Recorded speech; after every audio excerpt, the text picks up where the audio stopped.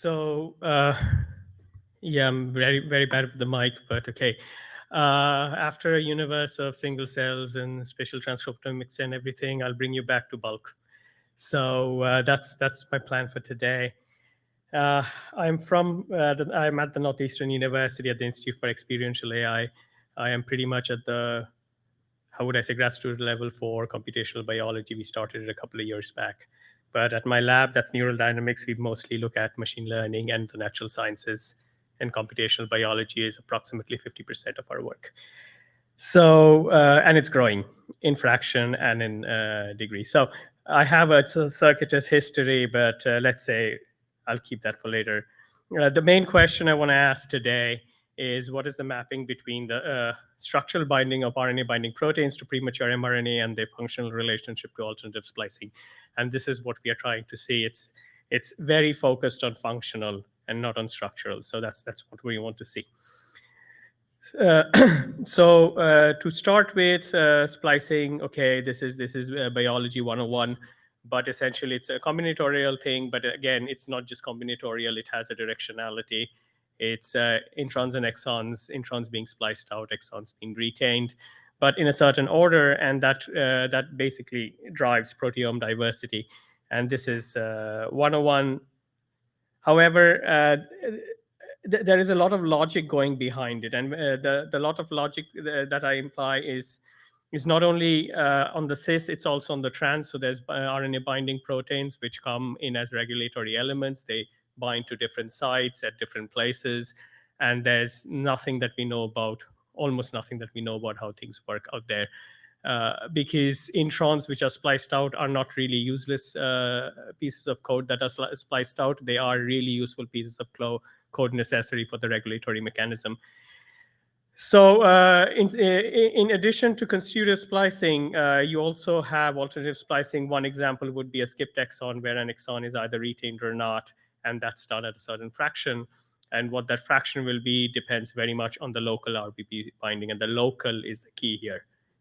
So even if you know every little code of every part of the DNA, you still miss out on local structures, local environments, etc., etc. So it's important that it's local. Alternative splicing, of course, is not of one kind. It's of several different kinds. The model that we will discuss today is mostly for skipped exons, but it can be ported to the other forms of alternative splicings. Now, where does RNA binding protein come in? RNA binding protein comes in because this is a very crowded slide, but just bear with me. Post-transcription RNA binding proteins, they bind on the premature mRNA.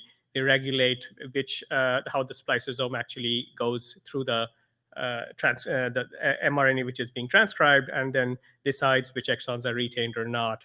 And then alternative splicing occurs, or constitutive splicing occurs, and the mRNA is carried away into it's a premature mRNA, and it does its job. What we are interested in is post-transcriptional and pre-translational. So that's the part we want to focus on, and mostly the part where the premature mRNA is regulated by RBPs. What do we know about RBPs?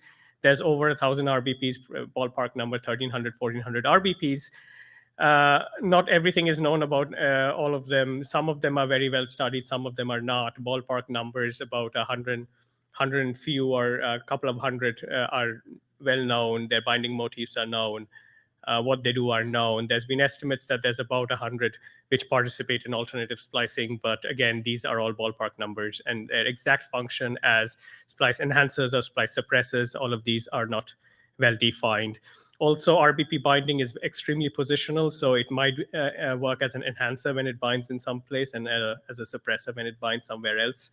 So all of these become really important when you try to model these things. So where do we stand? What is the plan? The plan is simple. We are not making any prediction. That must be very clear. Whenever anyone says machine learning, the automatic question is, what are you predicting? We are not predicting anything. We are trying to understand the logic behind RBP binding and its effects on alternative splicing. So not only is that are we trying to understand that, we are also trying to understand how RBPs cooperate when they actually take part in alternative splicing. RBPs never act alone. So one RBP doing one thing doesn't instrument alternate splicing. They bind in complexes, they bind together, a whole bunch of them interact with the spliceosome. The spliceosome itself is a whole bunch of protein complex. So all of this must be understood as to what's going where. And so what we do is we take a lot of data from ENCODE, and it's bulk RNA-seq data and eClip data. eClip data is the RBP binding data. I'll go over this a little bit. And we form data structures which are kind of informative of alternative splicing, specifically of the skipped exon events. And then we build our machine learning models. We don't do anything fancy. I'll tell you what we do. You try to infer we try to regress on the percentage spliced in for skipped exons. And from that, we infer on splicing networks. And from that, we try to see differences in different cell lines. Okay, now the data. 2 cell lines, K562 and HepG2. Most of you know everything about it. I won't repeat myself here. We use shRNA RBP knockdown data plus RNA-seq. That's about 228 RBP studied in K562 and 232 RBP studied in HepG2 plus controls. There's eClip RBP binding data. eClip RBP binding is possibly the best you can get in terms of protein binding to sequences. It is better than motif identification because it's an experimental measurement rather than being an inference, a computational inference. But eClip data is expensive, which is why you don't have so much of it. And hence, sometimes you might just have to rely on motif identification. We built a pipeline around it, of course, using star alignment and RMAT's alternative splicing quantification. This was done by a couple of students in my lab. They did a pretty good job. In 6 months, we had most of what we needed. So, and little details about versioning. We are, of course, doing GRCH38, transcriptome version V45. So we are trying to get the latest and greatest in the transcriptomics part of it. So the data pre-processing pipeline. Okay, you've been looking at these graphs for a little bit. Let me try to explain what these graphs really are. So you have the eClip RBP binding data, and that tells you where these proteins bind. And again, there's variabilities around it, there's errors around it, but it gives you an idea of where it's binding. There's questions about what the footprint should be inferred as, where the footprint starts, where the footprint ends. We are not going into that debate today. What we are trying to infer is we take 3 contiguous exons in any transcript. And we create binding regions around the intron-exon junction. And these binding regions are, let's say, at least 200 base pairs in a model. And we have several of these data sets. In each of these data sets, we vary the window size from 200 to 20,000 base pairs. Now, these windows never overlap. They always end at the middle of the exon or the middle of the intron, whichever way it's going. So non-overlapping windows of, let's stick to 200 base pairs, okay? Let's forget for now that we have higher window sizes. Now, in this window, if an RBP is binding, we say that there's a connection between the RBP and that window. And if you have 3 exons, you have 6 windows. And hence you can create this binding graph. And this is just binding graph. It has nothing about splicing in it. This is purely from eClip, okay? Why did we take 3 exons and not 4 and not 6 or not 2? The reason is we are looking at skipped exons. So we are trying to model this as a skipping event of the central exon.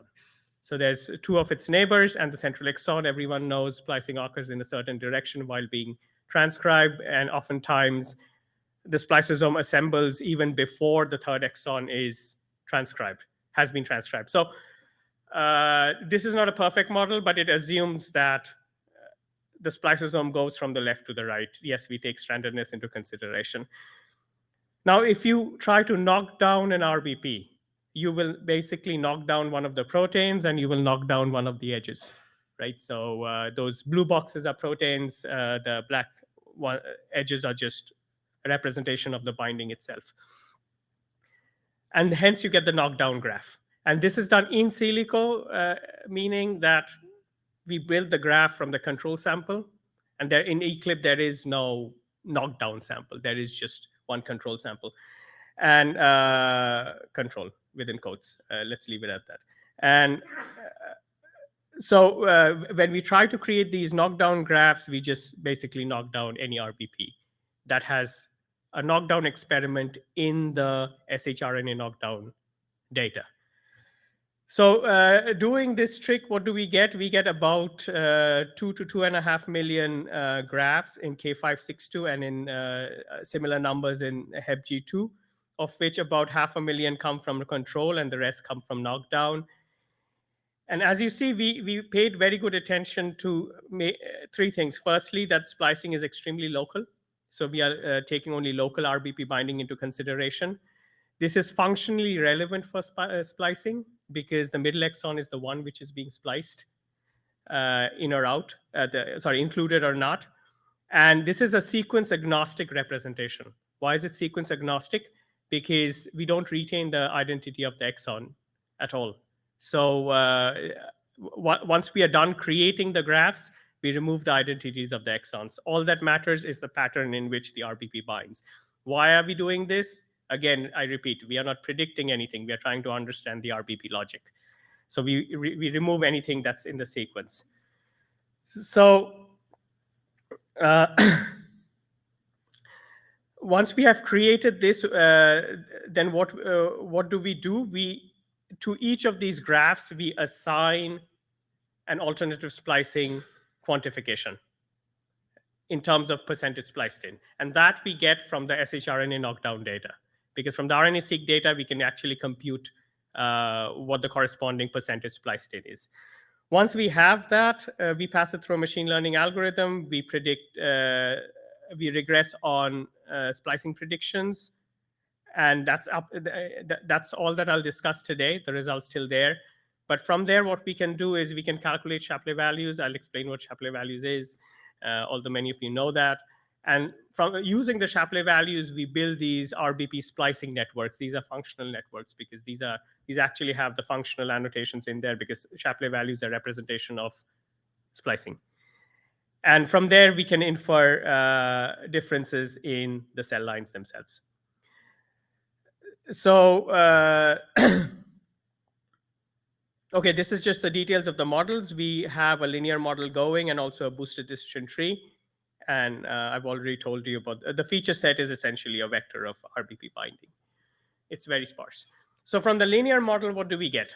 From the linear model, so what are these fancy graphs? Not so fancy, but anyway. Once you do a linear model, you get a p-value. If you get a p-value, you can subset on the most important RBPs. Once you subset on the most important RBPs, you can go back to your data set, figure out the correlation between the RBPs at the different sites. Remember, there are 6 different sites.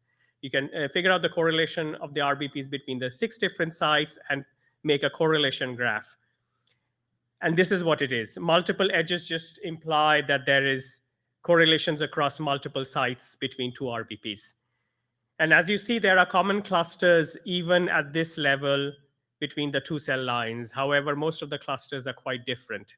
And this clearly shows that the splicing logic in 2 different cell lines are quite different. Now, we also check for distal effects. How do you check for distal effects? Remember, I said window size of 200 base pairs. We varied that in different data sets and as a hyperparameter of the data set itself. And we went all the way up to 20,000 base pairs. And you'd think that adding more information would improve your variance, your R-square, but it doesn't. Because at some point, you're just adding noise. You're adding a whole bunch of RBP bindings that are not functionally relevant for splicing, which means that your R-square actually goes down. As you see, the boosted decision tree doesn't do much better than the linear model, but anyway, we weren't trying to compete models against each other. The variance that is explained is about about 25 to 30%, which is what we were expecting from the data set itself. Because again, remember, no sequence information, it's only RBP binding.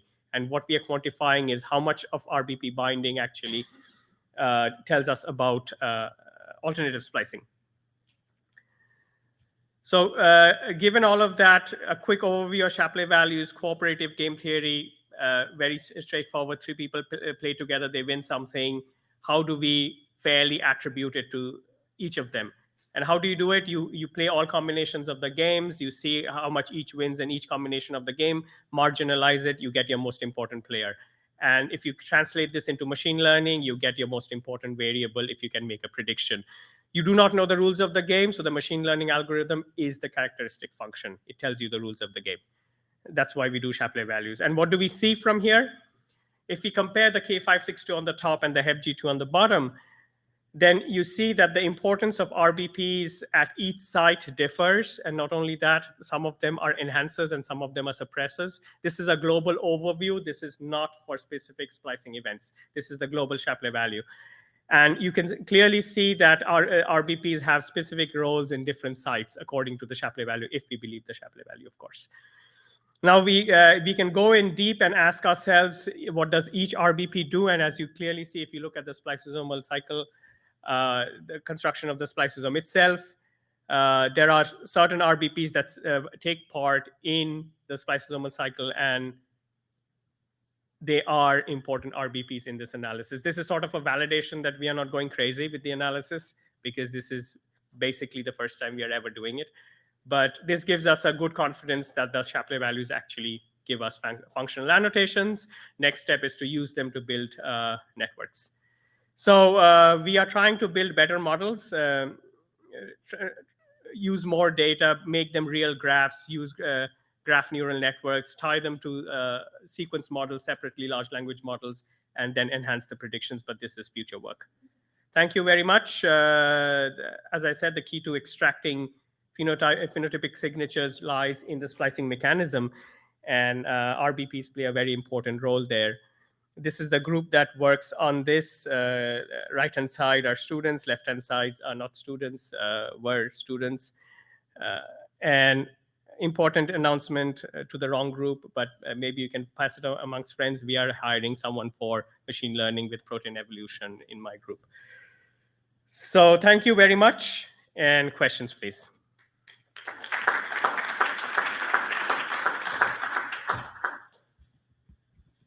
Okay, so I will do the first question. Ayan, can you explain how this model looks like? So like a linear model, so you're basically regressing on the psi value for spliced in, and you're using all the RBPs for which you have the data. Yeah, and so then it's like a 1-0, whether they have a binding site or. So let's say you have 100 RBPs, right? And there could be 100 RBPs binding at each site. If it's binding, it's a 1. If it's not binding, it's a 0. Then you'd add 100 times 6. So your feature set would be 600 long vector. But this is now possible with a linear model because we don't have any other information at the nodes.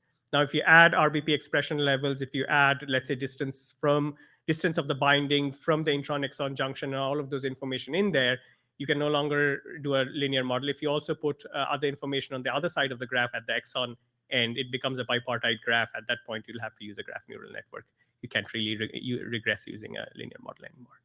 But I mean, there has been a lot of work on these data sets and these models, and this is very simplistic because you just use the RBPs and only the ones that you measured, and there's many others which are not part of ENCODE. So I wonder how that compares to when other people, try to be like, because this method is especially you predict splicing, right? So that's what you're doing, but you only look at RBPs, but there's like other sequence signals. And so Barash's lab has done a lot about RBPs and predicting splicing, but they use a whole bunch of genomic features to predict splicing. They get about 72% or 70 odd percent R square.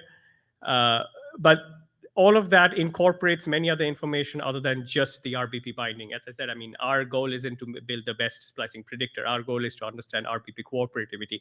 What is novel in our work is that we are actually looking at how these RBPs talk to each other, and not only the prediction of the splicing. Prediction of the splicing, we don't really need to predict it either, because we can just run RMATs or leaf cutter, and that's going to tell us what the splicing looks like. But what we really need to understand is go back and ask ourselves, are these two RBPs co-binding at the same location or forming a complex and affecting alternative splicing together? Because if you can understand that, then if you design an antisense oligonucleotide to block that site, then you've blocked that splicing and maybe developed a therapeutic. So it's really about understanding the RBPs and not predicting splicing. Thank you for your interesting talk. Thank you. My question is that you mentioned that you use Shapley value, which is a very famous and vast. It is used in all the areas. But I wonder that what metric you use to feed into the Shapley value method, such as like mean square error or something like that. So what metric we use to train the model or calculate calculate the importance value from Shapley value. So you don't really need a metric to calculate Shapley value because you need a metric to train the model. But once you've trained the model, you can calculate the Shapley value. So you directly use a loss function as your metrics for? No, we use a tree explainer because the Shapley value is calculated from a boosted decision tree. So if you use a tree explainer as the characteristic function, then you can use the kit inside the shop, inside SHAP kits, right? Yes. I understand. Thanks. Yes, we do that.